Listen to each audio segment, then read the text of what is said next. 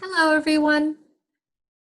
Welcome to Creative Arts. My name is Tammy, and I am one of the instructors at North Orange Continuing Education. So today we will start on week 1, our very first week of spring 2021, and our subject this week will be winter birch trees. So let's begin. We'll talk a little bit about winter birch trees and the history of these trees.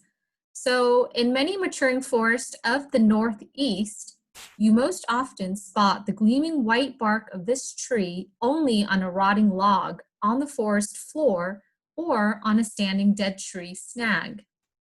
But don't feel bad for them. This was the plan all along.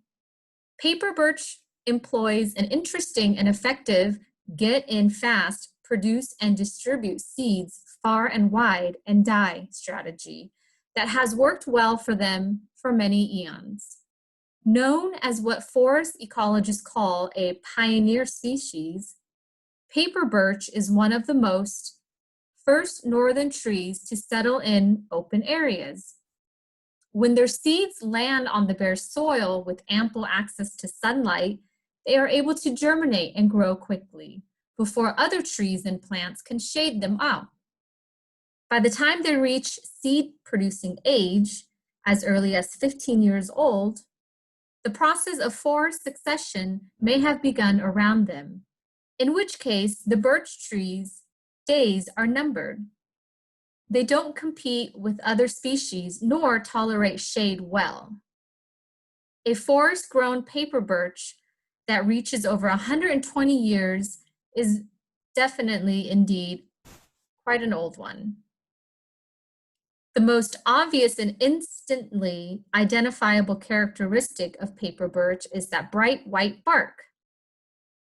So as you can see here, very white bark with a lot of dark spots on them.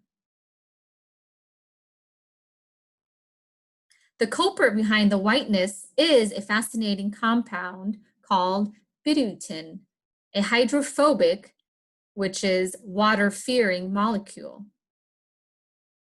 Many a boy and Girl Scout have gazed in wondrous befuddlement as their scout leader dunked strips of birch bark into a lake, only to use it to start a campfire moments later. So inflammable is it that its powdered form is actually an explosion hazard when exposed to flame. Several Native American cultures took full advantage of the water repellency of paper birch bark, crafting water-carrying vessels and canoes from it that were as equally practical as they were beautiful.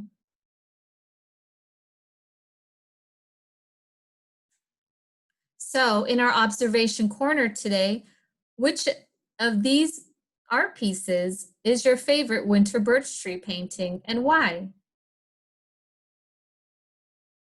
Think about the colors, the spacing of the trees, and the landscape itself.